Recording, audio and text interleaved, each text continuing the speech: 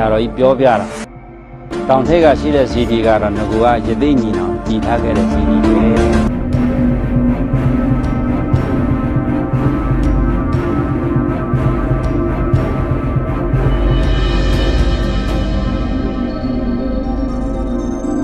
လက်ကြည့်လိုက်မထိဘူး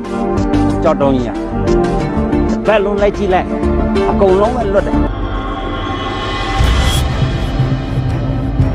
ဆရာတော်ကြီးဆန်ဆဲအိတ်ပေးလိုက်အနည်း20ကျော်သွားပြီ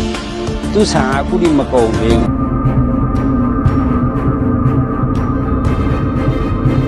တောင်အောင်တက်တဲ့လည်းဂူရှိတယ်ခုကတော့ရေဝင်တယ်ကြည့်လို့မရဘူးအဲ့တော့လည်းအကုန်လုံးဘေးမဲ့တွေကြီးပဲ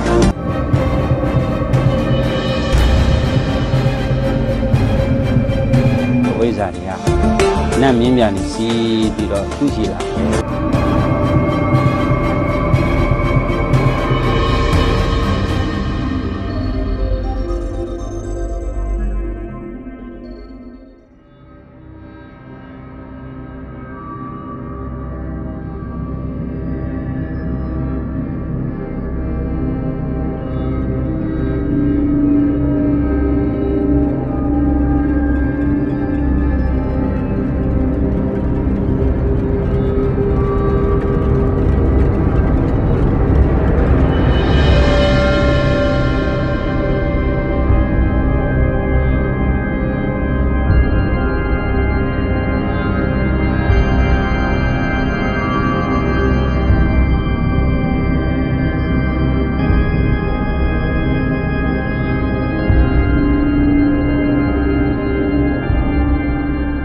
ကြောက်ကလ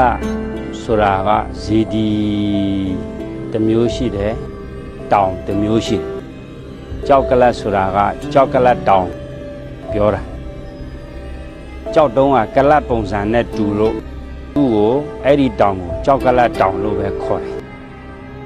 ဇီဒီဘွဲ့နာမည်ကတော့ကြောက်ကံလဇီဒီလို့ပဲအချင်းချုပ်အဖြစ်ခေါ်ထားတာပေါ့ဒီကြောက်ကလတောင်ပေါ်မှာတည်ထားတဲ့ဇီဒီဟာကြောင်းကြမှုကျင်းရမယ်။ကံစားတာတွေမြင့်မားကြရမယ်။ကြီးပွားလတ်လာပါတွေတိုးတက်ကြရမယ်ဆိုပြီးတော့ဒါကိုရည်ရွယ်ပြီးတော့ကြောက်ကံလတ်ဆူတောင်းပြစီဒီလို့လည်းခေါ်တယ်။တနည်းအားဖြင့်ကြောက်ကလတ်တောင်ကိုအစွဲပြုလို့လည်းပဲအဲ့ဒီစီဒီကို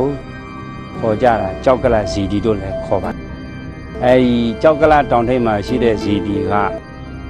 ရှေးနှစ်ပေါင်းများစွာကရည်သေးတွေတည်ထားခဲ့တဲ့စံတော်ရှင်ဇီဒီလို့ပဲသိရတယ်။ဇီဒီတည်ရှိတဲ့ကြောက်ကလတောင်ရဲ့နဲ့ပတ်သက်ပြီးတော့ထူးခြားချက်ကတော့ကြောက်ဖြာကြောက်ပွဲတွေနဲ့ပေါင်းစပ်ပြီးအမခန်းသောအနေဖြင့်အသေးထိတ်เสียရင်တုံဖွဲเสียဖြစ်ရသည့်အပြင်နိလရှည်ကြာသမိုင်းဝင်စံတော်ရှင်ကြောက်ကလဇီဒီလို့လည်းခေါ်ကြပါတယ်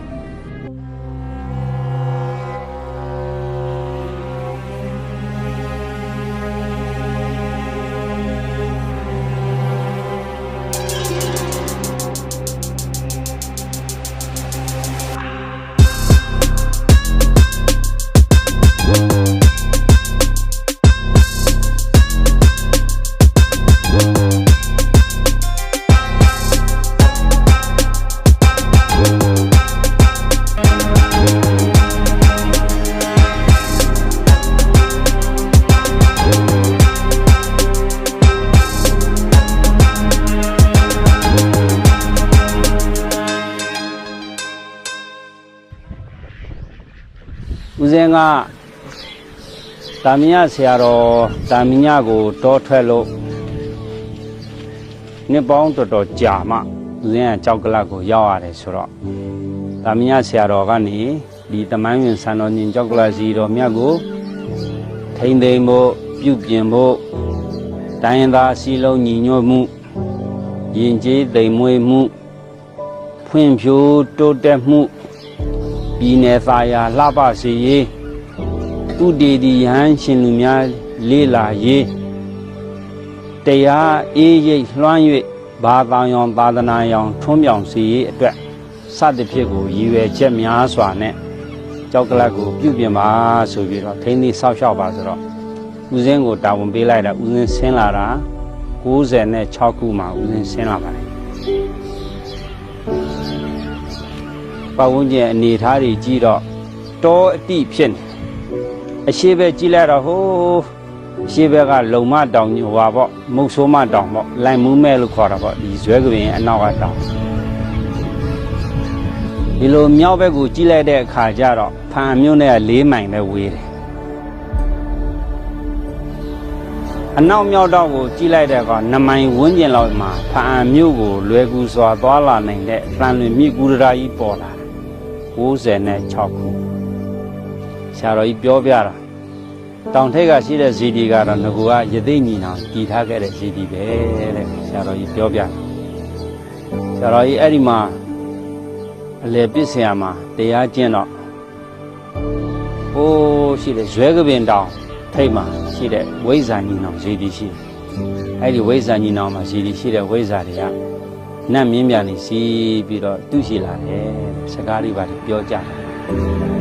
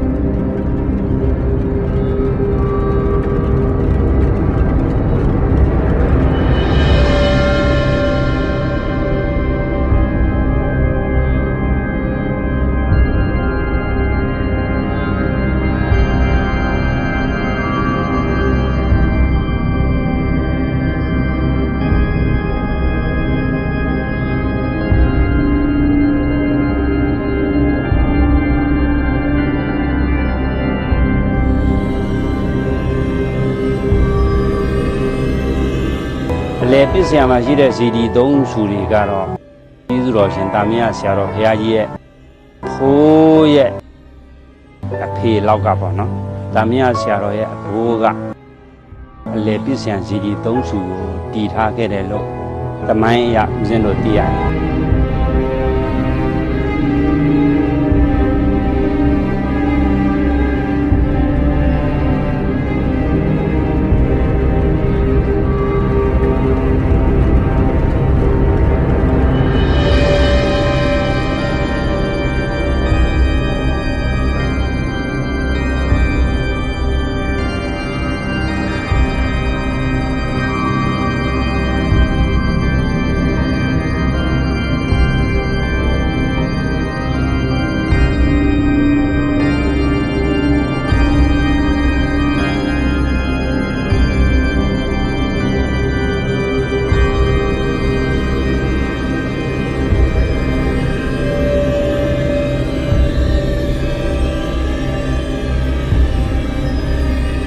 အဲ့ဒီနောက်တောင်ချေမှာရှိတဲ့ဇီဒီကတာမယဆရာတော်ရဲ့အကိုဖြစ်တဲ့ဥအောင်ငိမ့်ရဲ့ရောက်ခမဖိုးကြရိုးကလည်းဇီဒီတဆူတည်ထားခဲ့တာလည်းသိရတယ်တာမယဆရာတော်ကအသက်ငယ်စဉ်ရှိစဉ်အခါတုန်းက1300ပြည့်ပေါ့အခုဆိုရင်82ခုဆိုတော့ဆရာတော်ရဲ့တေသာသာသနာပြုတဲ့လုပ်ငန်းကနှစ်ပေါင်း80ကျော်မှရှိသွားတာ